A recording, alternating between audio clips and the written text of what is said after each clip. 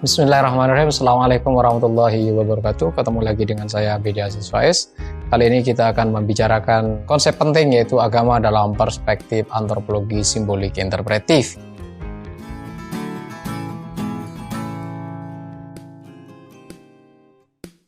Sebagaimana kita tahu bahwa teori ini atau teori antropologi simbolik interpretif ini berasal dari seorang ilmuwan besar, yaitu Clifford Geertz, seorang antropolog Amerika yang risetnya banyak dilakukan di Indonesia, yaitu tepatnya di Kediri atau di Mojokerto kalau istilahnya Clifford Geertz, yang hari ini di Kediri di Jawa Timur.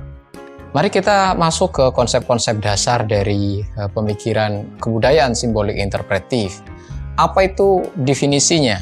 Kebudayaan simbolik interpretif adalah keseluruhan pengetahuan manusia yang dijadikan sebagai pedoman atau penginterpretasian keseluruhan tindakan manusia. Jadi kalau kita lihat dari definisi ini, maka kita akan dapat memetakan kira-kira 4 hal penting dari definisi kebudayaan simbolik interpretif. Yang pertama, kebudayaan itu adalah keseluruhan pengetahuan yang dipunyai oleh manusia. Kedua adalah berisi mengenai perangkat-perangkat dan model-model pengetahuan. Yang ketiga adalah secara selektif pengetahuan itu digunakan untuk memahami dan menginterpretasi lingkungan yang dihadapi oleh manusia. Untuk apa? Yaitu untuk mendorong dan menciptakan tindakan yang diperlukannya. Dari definisi kebudayaan tadi, teman-teman sekalian, itu dapat kita petakan sebenarnya kebudayaan menurut simbolik interpretif. Yang pertama adalah kebudayaan sebagai sistem pengetahuan, ya. Kebudayaan sebagai sistem kognisi. Ini nanti yang disebut dengan model of, ya. Yang kedua, ada kebudayaan sebagai sistem nilai atau sistem evaluatif. Ini yang disebut dengan model for. Sistem kebudayaan sebagai sistem pengetahuan tadi itu seluruh pengetahuan, seluruh model-model dan perangkat-perangkat pengetahuan yang dimiliki oleh manusia, ya.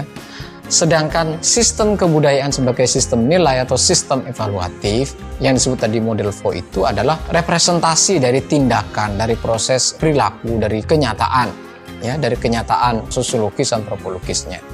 Nah, namun dua-duanya ini, relasi antara sistem pengetahuan dan sistem nilai atau pengetahuan dengan sistem evaluatif dengan sistem tindakan itu hanya dapat dipahami melalui apa yang disebut oleh Clifford Geertz dengan sistem simbol.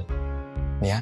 Jadi untuk dapat menerjemahkan sistem pengetahuan ke sistem nilai atau sebaliknya, muncullah sistem simbol yang bisa menjadi perantara antara keduanya. Titik pertemuan dua sistem ini yang dipertemukan dengan perantara sistem simbol itu bisa disebut dengan sistem makna atau system of meaning. Pertanyaan yang perlu kita ajukan, apa itu sistem simbol? Sistem simbol mempunyai pengertian sebagai segala sesuatu yang membawa dan menyampaikan ide pada orang lain.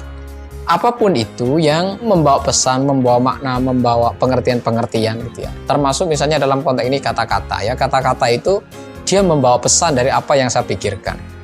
Dan Anda tangkap kemudian apa yang saya pikirkan itu melalui bahasa. Itu ya, itu simbol. Dengan simbol manusia memungkinkan menangkap hubungan dinamik antara dunia nilai, dunia kenyataan ya, dan dunia pengetahuan.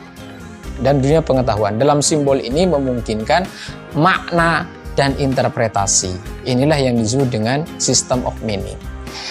Bentuk simbol itu bisa banyak, bisa berupa kata-kata, ya, bisa berupa image atau foto-foto, atau bisa berupa institusi, kelembagaan, bisa juga berupa tindakan atau kelakuan. Itu kan sistem simbol semua yang itu membawa makna, mengandung pengetahuan di baliknya.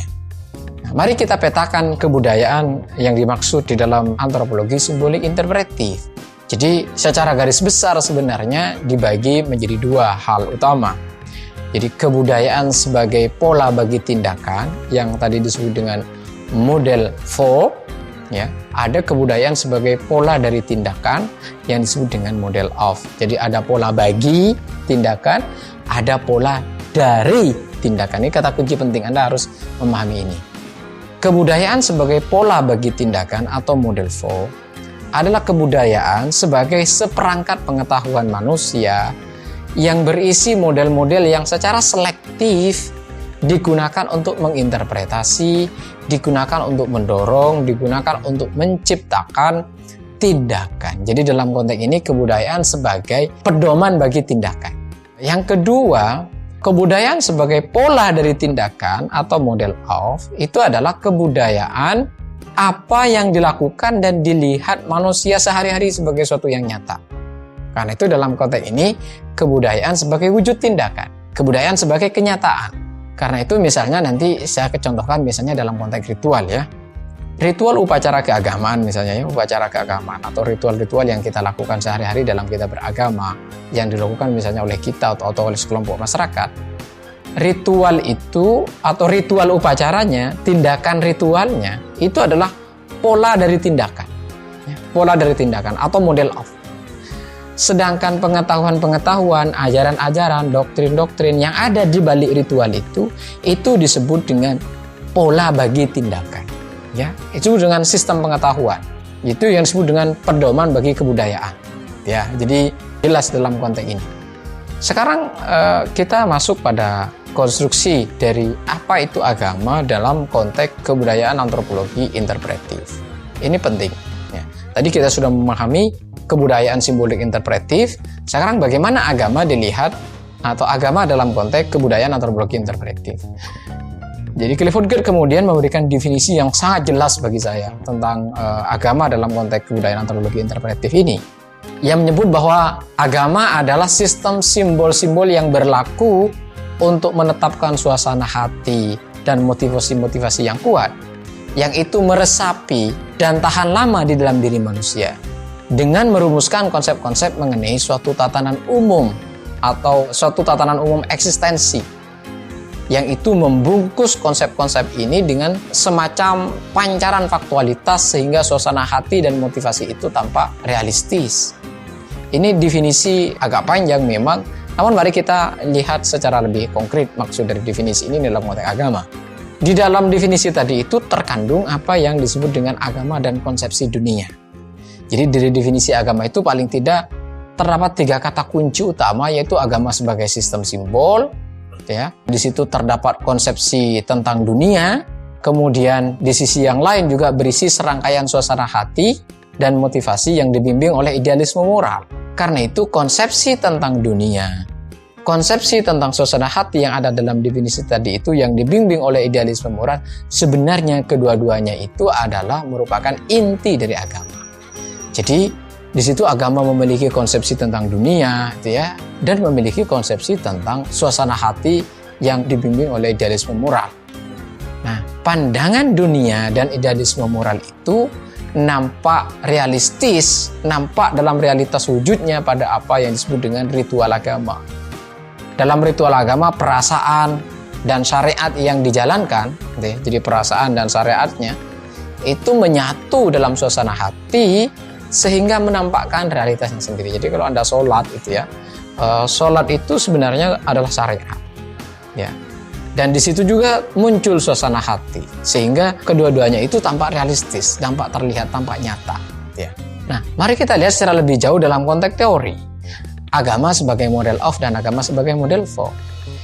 Istilah pola bagi tindakan atau model for, gitu ya, itu merujuk pada aspek-aspek normativitas agama. Di sini agama sebagai sistem pengetahuan ya. Di situ agama termuat di dalam sistem ajaran, termuat dalam sistem doktrin agama. Karena itu pola bagi ini atau pola bagi tindakan ini atau model for ini menunjuk pada sesuatu realitas yang tidak ada atau tidak berhubungan sama sekali dengan kondisi atau struktur sosial. Sebab struktur dan kondisi sosial itu yang nyata. Sedangkan yang ini adalah sistem pengetahuan, sistem norma, sistem pengetahuan tentang agama. Sementara pola dari tindakan atau model of itu bersifat konkret. Dia bersifat nyata. Ia berhubungan dengan struktur sosial masyarakat atau suatu realitas yang sesungguhnya. Ya.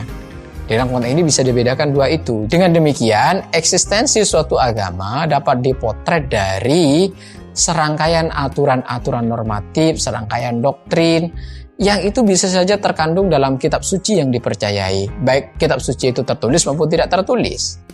Ya. Itu nanti menjadi apa yang disebut dengan pedoman hidup atau pedoman sebagai way of life yang bersifat abstrak. Dan ada juga di sisi yang lain, agama itu dapat dipotret juga dari perilaku empiris, dari perilaku umat agama di dalam kehidupan sosialnya. Jadi ketika kita meneliti agama pakai menggunakan teori simbolik interaktif, kita melihat realitas kenyataannya, yang realitas kenyataan itu mesti mengandung sistem pengetahuan di belakangnya. Kira-kira gitu. Dan itu bisa jadi doktrin agama. Bisa jadi adalah ajaran-ajaran agama, normativitas agama.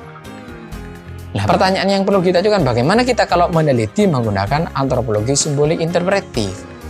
Pertama, simbolik interpretif ini mempunyai cara pandang kira-kira begini, bahwa dalam meneliti, di dalam mengamati realitas sosial, kenyataan sosiologis, antropologis, maka seorang peneliti itu harus mendasarkan pada apa yang diketahui, pada apa yang dirasakan, pada apa yang dialami oleh pelaku budaya.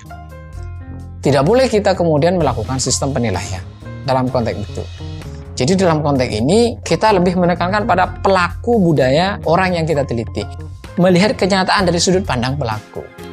Nanti kita dalam menganalisisnya itu analisis emik namanya. Analisis emik berdasarkan pengetahuan, bahasa, dan sistem tindakan yang ada dalam masyarakat itu sendiri. Bagaimana nanti memahaminya itu? Yaitu dengan konsep Verstehen, yaitu konsep memahami, konsep memaknai.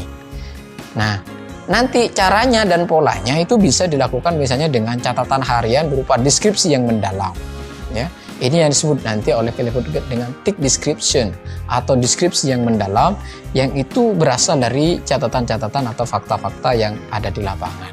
Pun ini bisa juga diterapkan dalam meneliti komunitas agama. Jadi ketika meneliti komunitas agama, meski Anda punya agama yang sama atau pemahaman mungkin bisa yang sama, Anda tidak bisa kemudian dalam konteks ini mengetengahkan pendapat dan pikiran Anda, harus tetap berdasarkan subjek yang diteliti, harus berdasarkan pada masyarakat atau komunitas keberagamaan atau komunitas agama yang Anda teliti. Saya kira itu teman-teman sekalian yang bisa saya sampaikan. Terima kasih atas segala perhatian. Jika ada istilah atau pengertian yang belum dipahami dalam konteks ini, Anda bisa menuliskan atau memberikan tanggapan atau bisa menyempurnakan atau memberikan kritik di kolom komen. Nanti akan saya respon komen Anda. Terima kasih.